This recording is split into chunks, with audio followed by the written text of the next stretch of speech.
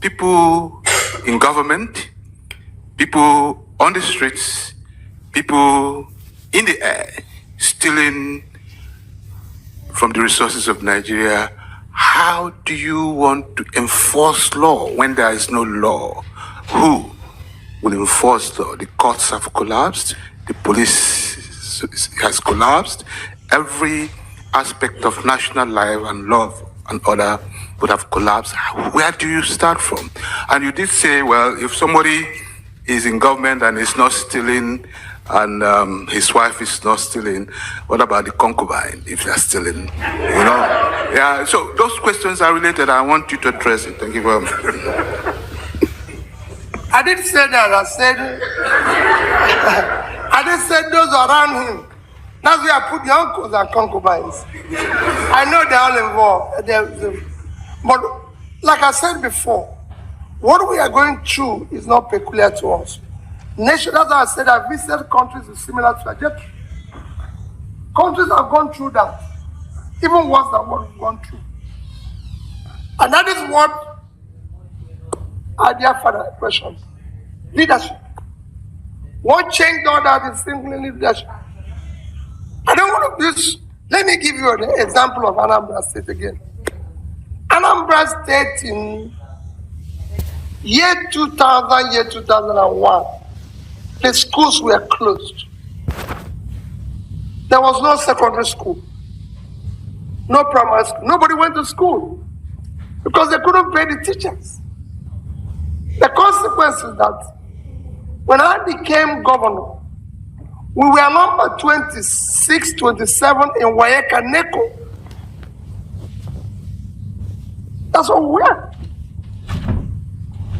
We had a situation where we were owing salaries, pension, and everything. We couldn't pay pension. My predecessor, Dr. Chris Ngige, had just started what I can call meaningful work on the roads and has started pension. But we're owing people pensions and everything. I always tell people my experience with Oken Dibe's mother. I later knew that it was Oken Dibe's mother. Professor Oken Dibe's mother met me in a church. I usually go to morning mass and everything. Usually go to church in the morning as governor, and I go to the nearby church. And I came to church in the morning, I was praying. She came and took my Bible and everything and asked me to leave the church. And I said, why? So people started saying, oh, you can't do that. It's the governor. He said I should leave the church. So I then wanted to know why this elderly woman, 80 years old, he said I should. Now God will not hear my prayer. Now she's being owed gratuity and pension for several years. I should go and pay it, and she will pray for me. I said, Ma, can I come to your house? He said, I shouldn't come to her house. She doesn't want to see me. I should go and pay her. So in the evening, I found out her house. I didn't know Kendi, but then I didn't know it was the mother. So I went to her. I went to her house. She was just there in the evening on her own eating corn, and here is governor. He said, I told you not to come. But since you've come, what do I give you? I don't have anything to give you. So I said, well, let me enjoy the corn with you. So we sat down. He told me a story that made me to make up my mind. Whoever is owing pension and gratuity is committing a crime. Yes. Because you're owing people at the most difficult time of their life when they have less opportunity. And I say, Ma, I'm going to pay everybody. In 8 years, we cleared every single gratuity of that something billion. In education, it was the same thing. We went about, brought back the church, brought back the owners of the school, and said, take back your school.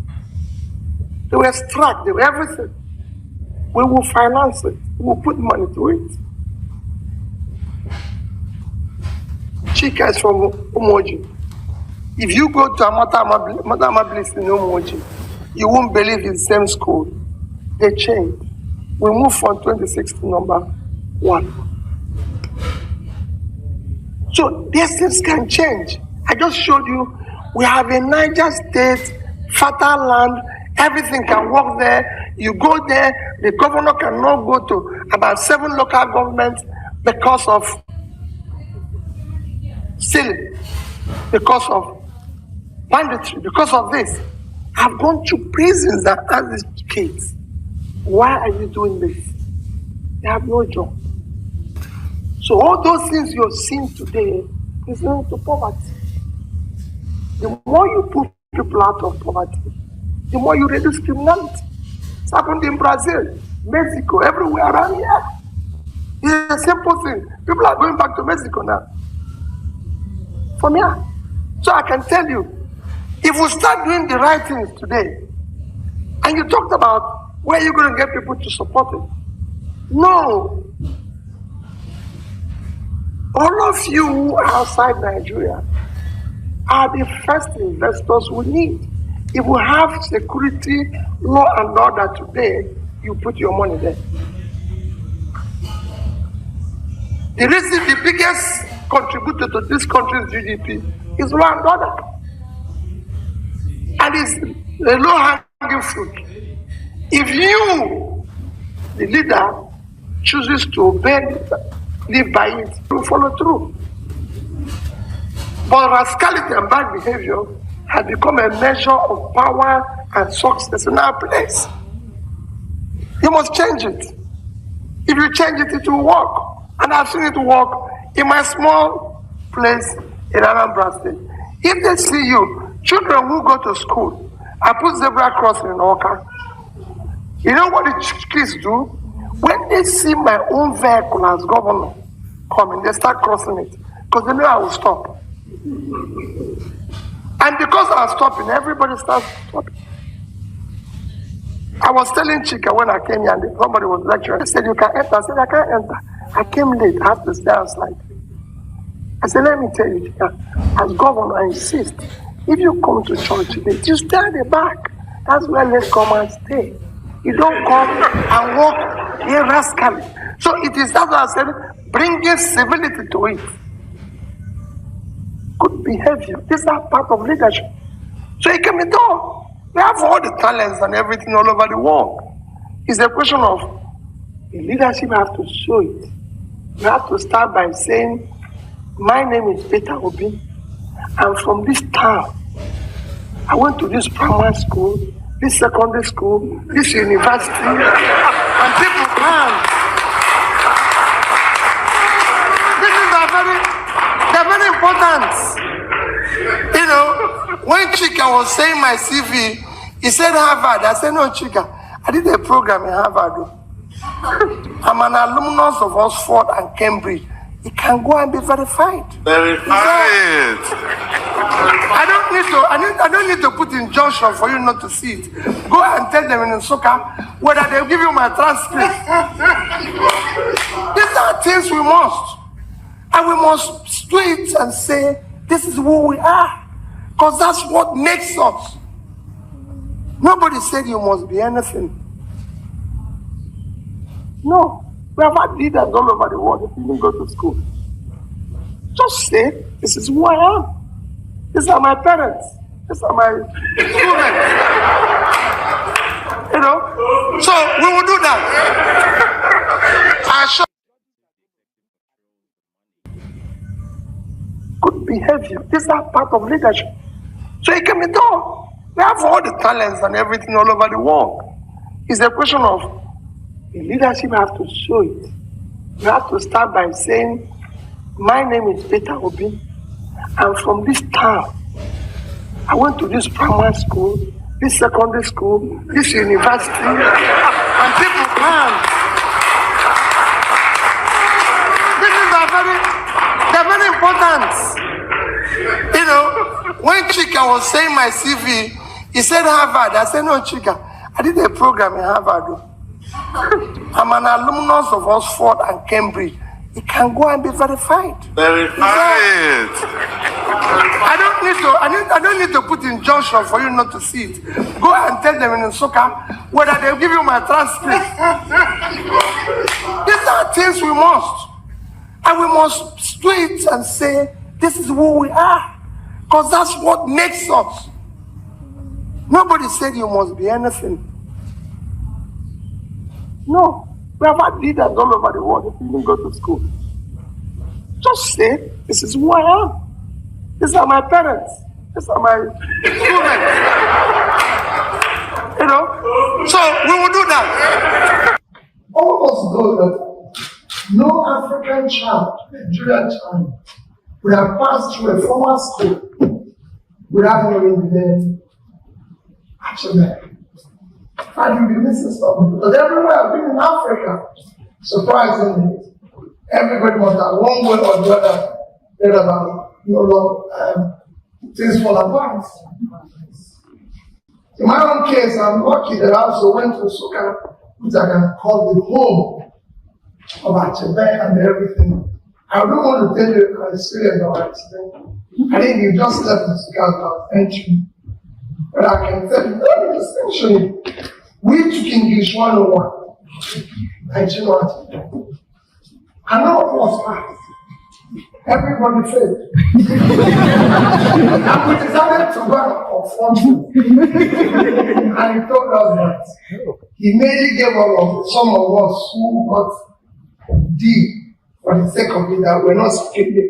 We didn't see any English. And we had just waited to come out of secondary school with some A, some B, some in English. And we are like, but like I said, you couldn't have passed first college. But this remarkable writer had a uniqueness in him. Though a writer, he remained a social being who had a communal involvement of seeking for a better society. Of all the books I've read, his literature, you see that he's always had to do with the society, and there was always a hero that he uses as an example. Could have been Concord in Things Fall Apart, who would rather sacrifice himself and allow his society to be trampled by an alien disposition. Or is here to look in arrow of God who found himself between the deeds of society and him as the God or the chief priest of it. And then, of course, Obio Concord, a European educated who found himself between his personal morality and his new, his having to do something wrong in order to please the society. Of course, comes to a head when you talk about Shifananga in one of the people who I'm sure tells us about the African society as it is today, where being in politics is an opportunity for primitive accumulation, corruption, and betrayal of the people. In all these, you could see a connection between the right of Achebe and the health of the society. And if you look at his final book, which I always say to people, he finally found out that whatever he wrote of Nigeria had been dashed. That's what I find. You could see a lamentation of that final book, which is there was a country. And in all this, it's about the community. And what is my own interest as a politician? Because if you look at all his rights, his literary career, his teachings about politics, he's always austere speaking truth to power and living it. Because what we see in Nigeria today is that people don't live up to what they say. I was telling somebody today that one of the best things that happened to us in Nigeria was President Tinubu. Because actually the question whether people believe in what they say, really actually honorable enough stand when they listen. And it showed the height of Nigerian corruption and criminality. Because people couldn't stand in what they were preaching. And for me, that's where I said that it was different.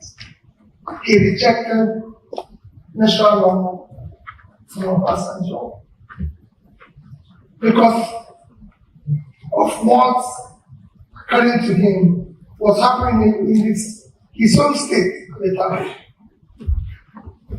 And he did so in Jonathan regime at 50th anniversary of Nigeria because he said things have changed.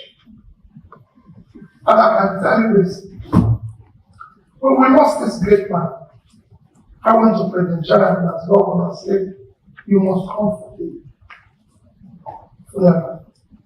And then his people go to him that they can't go because that's where I rejected it. Nigeria, that's the president. That is what is inviting to go. Because this man stood for what he preached.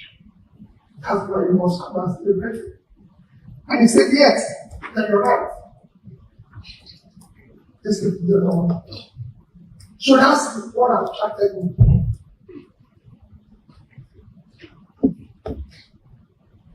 Of course, 10 years of that date, we have to celebrate.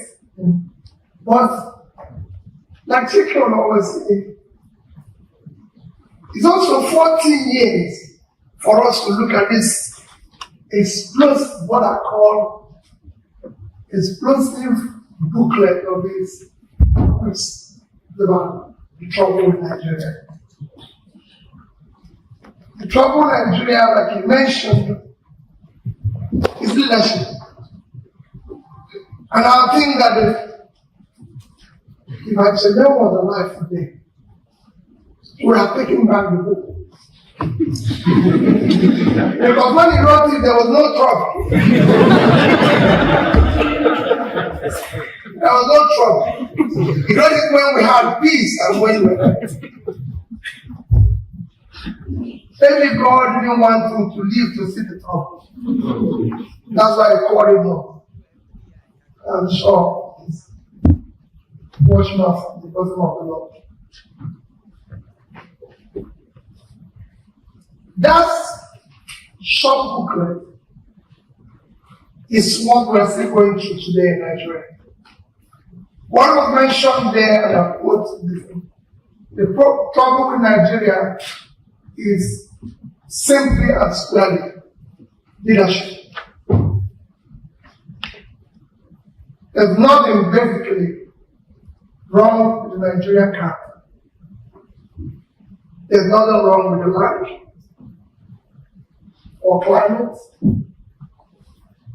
or water or air or anything else. It's simply that the leaders have refused to rise up to their responsibility. The challenges of personal example, which is hallmark to leadership, and that is what we are going through today. You will all agree with me that what Nigeria is going through today is cumulative effect of leadership failure over the years. That is what brought us to where we are today. We're now classified on everything that is wrong as a nation. Everything that is wrong It's where we are now, the crisis is there. 40 years ago, on the day you wrote this, these are important words. We're now in a deep crisis. We're not classified as a failed state.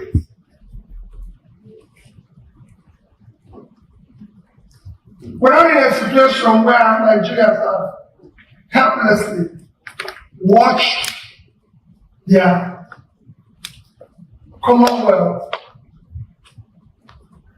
stolen and put in private pocket. Government in Nigeria have now become a gigantic crime criminal enterprise.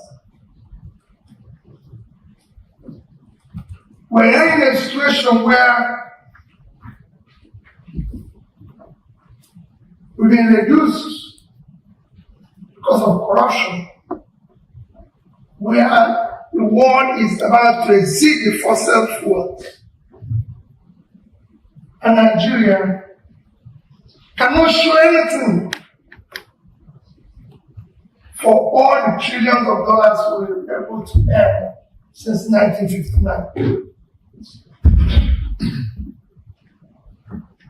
We're in a situation where Nigeria has become, like I told somebody yesterday, where we're now a country of no strategic importance for anyone.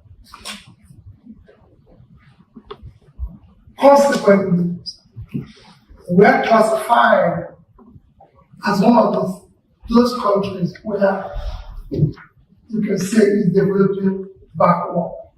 That's why I say Nigeria was there today. I don't know how I'm free. In the 27th Economic Summit, because you mentioned that about the Economic Summit, the World Bank Country Director in Nigeria showed us clearly, like I said, they wrote this book 40 years ago. So if you're looking at 40 years ago, you're looking at 1980 to 1983. You don't know that the per capita of Nigeria in 1981 is sent in as a per capita in 2021, 2022. In fact, 1981 is higher. And per capita, 1981 is 2,180.20 cents. And per capita in 2022 is 2,097. So it is actually higher. In 40 years, that's why I said if my grandfather was there, I don't know what it would have been today. A minimum wage, Nigerian workers would pay was 125 naira. And at that time, at the rate of exchange then, 125 naira was between 180 to $200. All we're saying is that Nigerians must, of all sides, join us in rescuing this country from its captors.